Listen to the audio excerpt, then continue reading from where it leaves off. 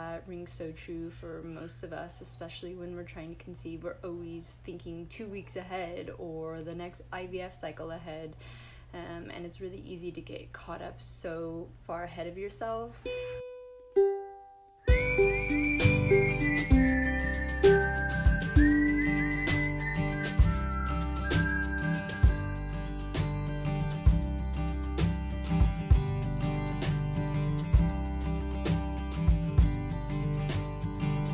Hello, beautiful people. I hope you're having a wonderful Thursday.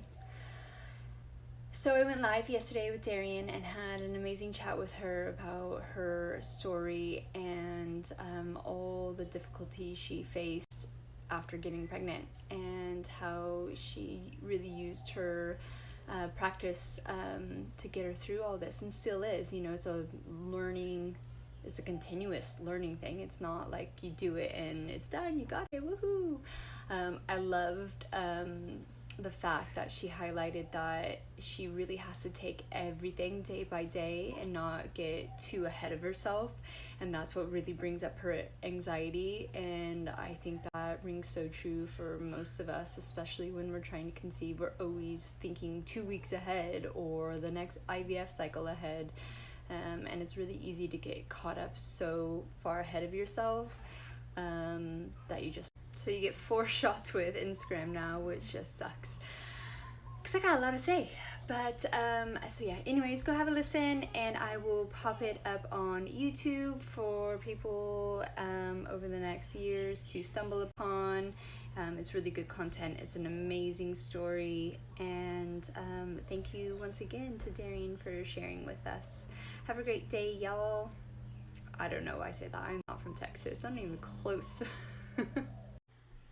Hello, beautiful people. I'm back with another Insta Live. Today is with Darrien from Serendipity Blossoms, and I'm hoping to get her on in 2 seconds. Hi, ladies. Today we are going to be talking about mindfulness again, obviously, and how it is super important during not only our journey, but after our journey. So let's get her on. Hello. Hi. There you are. Yay. It worked. Yeah, welcome. Thank you so much for coming on and talking about your journey and how your mindfulness practice has not only helped you through your journey, but beyond. So why don't you tell us a little bit about your journey? All right. Hi, Monica. Hello, everyone who's joining in with us. So my fertility journey started, I guess I'll just give you the quick version, but got married to my high school sweetheart, and we've been together since we were 17. So we were like, okay, now trying for kids, right? This will be easy. And we fell pregnant quickly after our return from our honeymoon. And then that was quite exciting, and we were pregnant, and but unfortunately that was our first miscarriage, and that was the first time I really understood what that was all about. I had heard of it, but just that was a different world, really. And I just noticed my mental health and wellness after that. I had tried to push through and ignore it, but we all know what happens when you ignore your mental health. Sometimes it's like a beach ball where you're trying to put the beach ball under the water, and then it just keeps popping up and just hitting you in the face. And so, and so we just kind of continued trying, and just things weren't happening, and it was kind of just getting really peculiar. And then I would have another miscarriage in between that whole time. And so then after that, I was like, okay, now we got to do something. And working towards with acupuncturist and traditional Chinese medicine, and then waiting for my referral to the OBGYN in our community. So just kind of getting all the tests done and all of that. We had an HSG, and then we started our rounds of Clomid. And Clomid, we were successful with a pregnancy there. We found out on December 18th. And so right before Christmas, it was really exciting. And then New Year's Eve, I would begin to miscarry. And so I was just like, oh my gosh. And I think that one hit me the hardest. And I just took some time off work. I just couldn't work. I was physically just not able to, and just really, like, my mental state was just really, really asking for help and attention. So yeah, I just stayed off work. I tried to return back, and then I wasn't able to. And so I just took about 3 months off work, and just really focused on my wellness. And I just had so much other testing done as well with recurrent pregnancy loss as a part of our story. So then finally we were able to kind of pinpoint what was going on. And I was on certain medications, and then we were on our last round of Clomid, and I was just kind of like, let's just try it and, get it done out of the way, and then we'll move on to, I was, in my head at that time, I wanted to just go to IVF. I was just like, just go straight there. And yeah, then we got pregnant with Atlas, and now he is our little wild man running around at 1.5 years. So it's congratulations on that. Thank you. So what was your diagnosis with the reoccurring miscarriages? Yeah, so at first we were under the unexplained infertility umbrella, which we all know is massive. And then as I was going through, I got more blood work done, and my OB/GYN in my community in Prince George is quite small. It's about like 70,000 people. And we have a handful of OBs, which one of them is now working with another clinic in one of our bigger cities down in Vancouver as a satellite clinic in our city. So that's amazing. But yeah, so she was actually able to contact and work with the recurrent pregnancy loss hospital down in Vancouver. And they diagnosed me with antiphospholipid syndrome. I'm thinking I'm missing a word there, but basically it's a blood clotting issue that I will have for my entire life. So their treatment was baby aspirin, to take baby aspirin. I did it prior to conception. They told me that I could probably just do it when I had the big fat positive pregnancy test, but I was like, nope, we'll try it beforehand. I'm not taking any chances. And then at about 24 weeks, then I was on injectable medications until 37 weeks, in addition to the baby aspirin. So yeah, it was... So something like Clexane, is that more blood thinners? Yeah, more blood thinners. This was dalteparin, so similar as a heparin. Okay. Yeah. So yeah, that was until 37 weeks. And then with our pregnancy, my placenta, something was going on with that. I suspect twins were there at some point, but it was just never talked about. And then it was just kind of like, nope, that was it's funny. They were just like, no, that's not the case. But I was like, well, okay. But Atlas was born at 4 pounds, 10 ounces. So quite a small little one. And we stayed in the NICU. So we had the fertility journey, and then we had the high risk pregnancy, and then we were in the NICU, and it was just kind of like all of these things kind of piling on. And God, and how long, what was your stretch of your journey then? From 2015, so February 2015, and then Atlas was born November 2017. So and it's definitely not. Oh, yeah, go ahead. It's definitely not as long as some of the journeys that I have been told and everything like that, but it's just, I find any length of the fertility journey, it is just tough. 100%. There's no comparison here. It's really just a scale of what you went through in such a short period of time. 3 miscarriages, and then another, healthy baby boy at the end of it. You're really big into yoga and your essential oils. Yeah. And so were you into all that before you started trying to conceive? Yeah, I would say I've been into yoga probably since I was a teenager. But I didn't really, I was just like, oh, it's just exercise. And I did it more for the physical aspect of it. I didn't do it for the mental or emotional. And I certainly didn't really get too much into the spiritual things until I was a little bit older.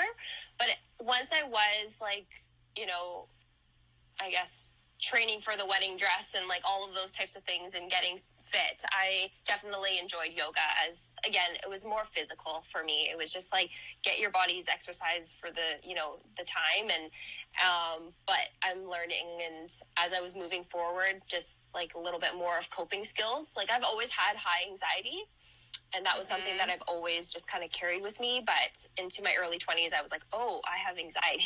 Like it wasn't really talked about or anything like that. So yeah, so the yoga definitely really helped me kind of get out of my head a little bit. But it wasn't like intentional, like I'm going to yoga to reduce anxiety, I guess. Yeah. And then the essential oils, my mom was actually really into essential oils. And so she would make me some like calming blends and things like that. But we were super like green at what we were doing. And we just made like sprays, but I didn't even tap into the actual capacity of essential oils and how wonderful they were until after my first miscarriage. And I just went into a little oil class and just got to make a couple of things. And so I got hooked, bought the kit, and yeah, so that was 3 years ago, and I just love them. And now I'm getting more into it. Now having Atlas and learning a little bit more. And honestly, the situation and everything, my journey with my dad has really opened my eyes up to this clean living and just kind of, yeah, what I'm putting into my body. And then that tied into the fertility aspect of everything. So yeah, it was a lot of learning in a short amount of time. Yeah, I definitely feel like my infertility journey taught me so much about so many different aspects of life, myself, nutrition, you know, mental wellness. So yeah, it's, you know, if there's one positive about infertility, is that if you're able to kind of harness all the negative that comes with infertility and make it into a positive for yourself, it can be a little bit of a blessing. Yes. But, so, I mean, the big thing for me, you know, you go through this really hard infertility journey. You have your yoga practice. You have a little bit of, you know, your kind of meditation and what's going on. You say you have a high-risk pregnancy. So how are you dealing with all the anxiety of what you've been through and what you're going through? I definitely... My coping strategies and things that really helped me, actually, I was just talking about this. I went to a really great book club with an amazing group of like-minded women. And we had this question where it's like, how do we cope with stress, or how we manage stress? And the biggest thing for me is community. Like I find like when I'm really chatting with somebody who's able to hold space for me and not able to like fix it and really listen and say like, you know, I hear you, that helps me. And I just like, I think with anxiety too, a lot of it is we just need to feel validated, right? Because we're just like, oh, don't worry about it, or don't think about it. And then you're just, again, we're pushing that beach ball down and it just pops back up, and it just, and then we're getting more frustrated with that, right? So, yeah. So yeah, that was a huge thing. Yoga, like I was so hesitant too, because with that pregnancy, like I was trying, you want to live in a glass bubble, really, but that's not realistic. And so I was just really gentle with myself. I continued with my self-care, the yoga practice, the mindfulness, the just breathing techniques were really big for me, because that was something that I was like, okay, I can do that. It's not like harmful or anything like that, right? I remember reading a book. He has an app, and it's called Headspace, Andy Paddicombe. And he has a book about pregnancy, which is super funny because he's like, oh, yes, I'm a fellow writing about pregnancy. But he talks about the mindset. And there were certain parts of the book, for sure, I was like, ugh, somebody's going to read that and not like that. But I just kind of like passed that. Yeah. But it was really helpful just to be like, I can control my thoughts and just where I'm spending them in a nice manner. And just, you know, yes, worry will come up, but I don't have to chase that thought. Like, yeah. And so that was nice, to just kind of hear that too. And just like those light bulb moments that probably so many other people told me about it, but I had to find it out myself. which that's another thing that happens. Right. There was a couple of other things. I liked a lot of creative projects as well. I did a ton of creative things and just, learning about like energy and the chakras. That was kind of fun too.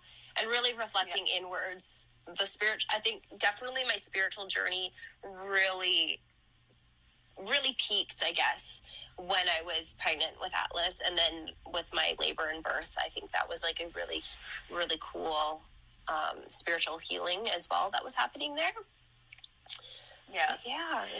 So we go through this really emotional infertility journey. You're finally pregnant, which is super high risk, so you're still battling with a lot of demons. You have a premature baby, so you're in the ICU, so you're still battling more demons and being scared. I think a lot of times during infertility, we so focus on just having that baby, and once that baby's there, everything will go away. All of our sadness and emptiness will go. But for you had a very life-altering event after the birth of your son. Can you tell us a little bit about that? So my father, he was diagnosed with stage 4 lung cancer when I was pregnant in the third trimester. And I remember sitting with him in the parking lot when they were like, you need to come and get treatment, basically immediately. And I was just like, okay. Actually, this is one, sorry, I missed this one. One thing that I literally had to live day to day and tell myself is just take it day by day. And like not to get too far, because that's when my anxiety would begin to spin and spiral. So I really had to check myself and say, like, just take it day by day, and we'll just go from there. So when my dad got the diagnosis, I was like, okay, we just take it day by day. Like, what's tomorrow look like? What's the next day? Like, and so he got treatment. He did radiation and chemotherapy. And so I didn't actually really see him very much. Like, he was down in Vancouver and I was up here in Prince George, which is an hour flight away or like a 10-hour drive. And, so when I had Atlas, he was still getting treatment, and so that was end of November. And so then he stayed in Vancouver and just kind of, wrapping up all the treatments and things like that. So he didn't actually get to meet Atlas until January, which was really hard, I think, on all of us. And he was still having a lot of issues health-wise, and we weren't sure what was really going on. And so it was a lot of tests so I guess it was April of 2018, and he went back down to Vancouver to get more tests down, and he found out that the cancer had returned. And so the type of cancer that he had was a small cell cancer, and it responds very well to chemotherapy and radiation, but it's super aggressive. So it comes back, and it comes back with a vengeance. And usually it begins to attack the brain. And he also had a couple of other things going on. And so, I definitely, and that was kind of one of the hardest things, like not knowing, and my anxiety and with my postpartum mental health as well was not very good. And in June, he had an incident where he fell, which was like, I have to say, like, there was an angel watching over him for sure, because he fell, and then they took him, the ambulance came, and they said, like, we have to take you to the hospital. And he was like, well, we're fine, like, it's just a fall, like, I'm okay. He was having difficulties breathing, because that's where the cancer was. It was on his chest and lungs. And basically they took an x-ray, and his lung had collapsed, and they told us that had he not been in the hospital like an hour later, he would have died. And this is all happening, like, and I'm the next town over, so he's in Vanderhoof, which is 45 minutes away, and then I have Atlas, who's 6 months old, so then I just like pack him up and just go straight to Vanderhoof. And we spent he spent some time in the hospital. Like, we had our whole family fly up. Like, it was pretty traumatic. Just so much stuff going on and so much uncertainty.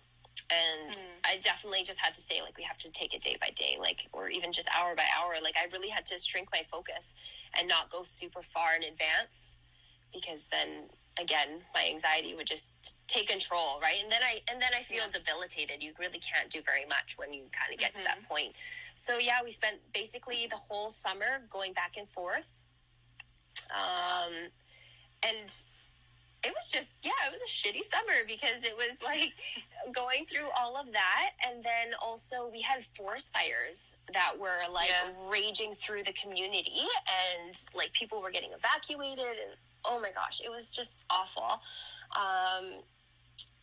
And so my father, we were given 6 months, and he passed away on December 22nd of 2018. So just before Christmas. So yeah, it was tough. I mean, obviously, but like, it's, we're still kind of in the thick of things too, right? With the grief. And I mean, it's still fresh and new, but day by day, we're just kind of going through, and some days are obviously a lot harder than others. And I just kind of have to, like, you know, honor that and just say, like, I'm feeling sad today, or I'm feeling angry. And like, you know, it's okay to honor these feelings, because they do come up. And, you know, it's kind of just like these thoughts that come into our heads, like they come up, and then we just acknowledge them, because that's all that we really want, is the acknowledgement. And so, but I'm so sorry for your loss. Thank you.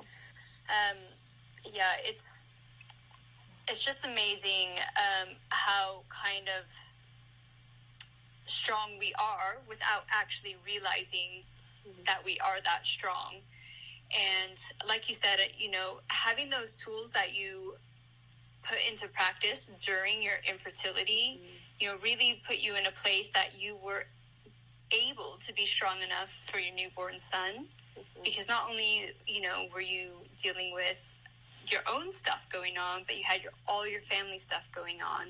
And I feel like in my own journey too, I look back and go, if I didn't put those things into place, I would have never survived. I would have never been able to be a good person, or, you know, that, you know, the people around me needed to be, and I needed to be, to get through it, if that makes sense. Yeah, it's really changing the narrative to just surviving, like, day to day, and just trudging through this trench, taking that and really thriving, really, like, you know, taking all of these things. And yes, they're debilitating, and there was definitely times where I was like, I don't know how I can do this, right? Like, I remember thinking, because at that time, my dad was really, really quite sick. He was in a hospital bed, like, not able to transport or anything like that. And he had 24/7 care. Our friend passed away. Our very close friends passed away. And I remember grieving so heavily, the two of them, even though before this, my dad had passed away. But I had to release it. And there was just really no holding it back. Like, I tried to be like, well, Darrien, your dad is still here. Like, he can still fight it. But it's just inside me. I needed to grieve.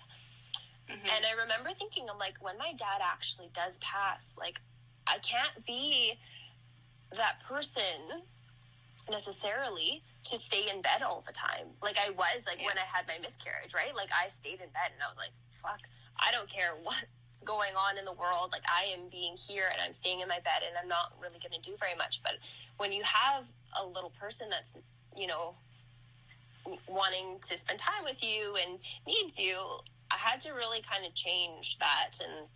And you think, like, you're never going to survive it, but it's amazing how much we can handle. Like, you know, and I've talked to so many people who've had so many different stories of loss, and you think that you wouldn't be able to survive that, and somehow you do. It's a and weird... it's not even... Yeah, go ahead. It's just weird that we can just, like, muster up that inner strength, and you just continue to move forward. You're showing up every single day, whether that is your fertility journey, whether that is, you know, you're battling illness yourself, or you're supporting somebody, or you're a new mom. Like, you're showing up every single day, and I think that's so honorable. And and just, like, continue showing up, right? Like, yeah, definitely. It's just about showing up the best way you can for that day, you know, and it's, you know, a lot of time, I think people, you know, push the whole mindfulness, positivity, all that to one side. I know I did for a long time because you don't want to deal with it, you know, and it is okay to have days that you don't deal with it, but you're showing up and you're present and you know today is your off day. It does not matter, but tomorrow I'm going to be better. I'm going to get up and put on some clean underwear, brush my teeth, and eat some breakfast. And then the next day you might go out. You know, it's, exactly. Like, it's not like this, like, all of a sudden, like, these big miraculous changes. Like, again, Hollywood kind of sets us up for failure with that. Like, but massively. Yeah. And I think mental is just the same as physical. You know, there's, you know, many physical illnesses. You always have to kind of continue to work on them, especially, you know, immune issues. There's, you know, it's a very long process. You might be able to use drugs to help you combat some of those. But if you want a long-term drug-free, or at minimum, you know, some people have to use drugs, and that's totally fine. It's just a work in progress, and it's the same thing as mental. You can do a year's hardcore work and you're amazing. If you let that go and get back into old habits or negative space, it's all going to come back. You don't have a foolproof, you know, it's just a continuous, you're not going to have to work as hard to get out of those negative spaces. Well, but, and additionally too, there's different life aspects that come up, right? Changing jobs, or maybe you're going to move, or something else happens, and like there's really so many other external factors. So you might still be dealing, and I know I certainly am, dealing with my miscarriages, because I thought I had handled it, but then I'm actually attending a support group, and it's been amazing. It's called a grief walk, and we talk about our pregnancy loss, and I was like, wow, there's a lot of stuff that's coming up that I still am holding on to. And I was just like, holy smokes, okay, I thought it was done. But like you said, it is maybe something that we will always have to kind of work on, or just like give attention to, right? Nurture, mother that, and that's okay too. And it's in no shape or form means that anybody is broken or anything like that. Like, we're still whole, but we just, this is just something that we're going to nurture, I guess. Yes. Yeah, exactly. And, you know, infertility always kind of stays with you in a way. You start looking at the world in a very different light. And, you know, I don't think, you know, once you have that baby, and like you say, it's just switched off. It just, it very rarely works that way for most people, in my opinion. Oh, yes.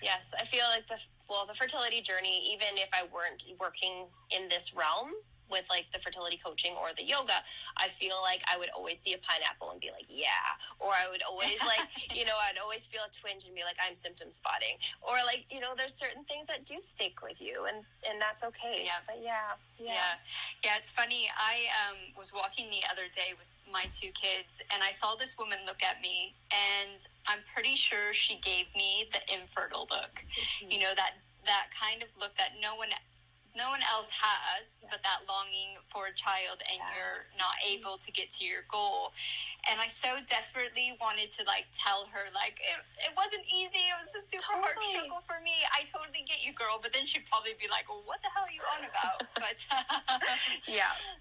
I know. I've always thought that too, especially with having Atlas. And I was like, I wish I just had like a little thought bubble that's just like shows like, you know, fertility warrior or something like that, right? But it's the club you don't want to be a part of, and when you are, you're there for life. I think totally. But so thanks so much for coming on. I would love for you to give some top tips that you use, maybe on a daily or weekly basis, something easy for people to you know, grasp. Okay. This wasn't on our list, but that's okay. Keeping it fresh. I am always striving to learn. I think that's something that I'm always going to have, personal development and striving for my personal best and my own, like being my hero in years to come. So that's probably one of my biggest things is like just be open to learning, because there's so much knowledge in our world and we're just so available to it, right? Obviously. I think that's an amazing tip. Like, that is my number one thing is, you just keep, even if you think you have it sus, listen to a podcast or read a book that is on the same subject that you've just listened to 100 of them, and something else will pop up and you'll just be, those aha moments, they just click, don't they? And they come from nowhere, it seems. Yeah. So I think it's an amazing tip. Good. Excellent. And finding your community, that's huge. I can't stress that enough. I've worked really hard for the past 3 years to build a fertility community, and with like meeting regularly, and then I see just the connections that are being made there, and they're just so beautiful. So that would be my one thing. If you're in Canada, then you're going to check out fertilitymatters.com or .ca and check out where your closest like support group is, or link into the social media accounts that are amazing. And then in the United States, you guys have Resolve, and they're an amazing organization. So definitely finding community. Don't feel like you're feeling alone, because also like when you're working through your personal development as well, and maybe optimizing your fertility, it's nice to have somebody accountable, and that's like, okay, I know this is what Darrien's doing, and like, she's trying to do X, Y, and Z, live clean, like, all of these things. It's good to have accountability, that somebody actually understands what's going on, right? So definitely. And it's, when I was trying to conceive 10 years ago, there was absolutely, nothing really going on. So the resources you have nowadays are amazing, and they're only getting better. That's super cool. Oh, they're so amazing. What other tips? The mind-body connection is powerful, and I really think that we don't necessarily understand or necessarily remember how powerful it is, because it's kind of a lost art, right? Like, so I find that's a huge thing. So connecting with your breath, just doing body scans, feeling how your body is feeling, I feel like that's really powerful. As we go through the fertility journey, we're often kind of cutting that off, right? Like, we're kind of like, from the pelvis down, that's just the doctors and the OBs like territory, and then there's this whole other body. But if you can try and just connect the two, and just that the spiritual aspect of things as well, that's super powerful. Like, talking to your spirit baby and just connecting to them, inviting them, asking for help, like, what can I do to bring you in, and just be open to signs. Like, all of a sudden you'll be plastered in the face of like an acupuncturist business card, and you're like, whoa. So it's pretty interesting to see what the universe has in store. But just being super gentle to yourself, because this is not an easy journey whatsoever, but it's not a journey that you have to feel completely alone. And I feel for that when I hear a lot of women who maybe have moved past the fertility journey, and they're like, man, I wish I had this when I was trying to conceive. And I was like, the fact that you're telling me this breaks my heart, right? Like, so, because it's just really challenging. But I think those would be my top ones. So personal development and personal growth, because this is a growth journey, and you grow depending on wherever else the fertility journey takes you. You grow even more. If you allow it. I think there's sometimes like people just shut it down, don't they? And I heard the other day, like, someone was over the word journey, and I think it's just kind of like, if you don't, and it's fine if you don't take away anything from your infertility journey, that doesn't make you a bad person. But like we said in the beginning, there's so much that the universe is opening the door to say, this is an amazing learning opportunity about yourself and the world around you. Do it, and whatever your outcome of your journey, you'll walk away just a better person. And I guess that's what any journey is about, isn't it? So that mind-body connection, finding your community. I think those would be my top tips. Yeah, they're great tips, and thank you so much for sharing them, and thank you so much for coming on and chatting to us and sharing your story, because it's a very big thing and a very personal thing to do. So thank you very much. Well, thank you so much for having me. I was super honored when you messaged me, Monica. It was amazing. Yeah, my pleasure. All right, girl, we'll talk soon. Sounds good. Have a great day. Okay, you too. Bye.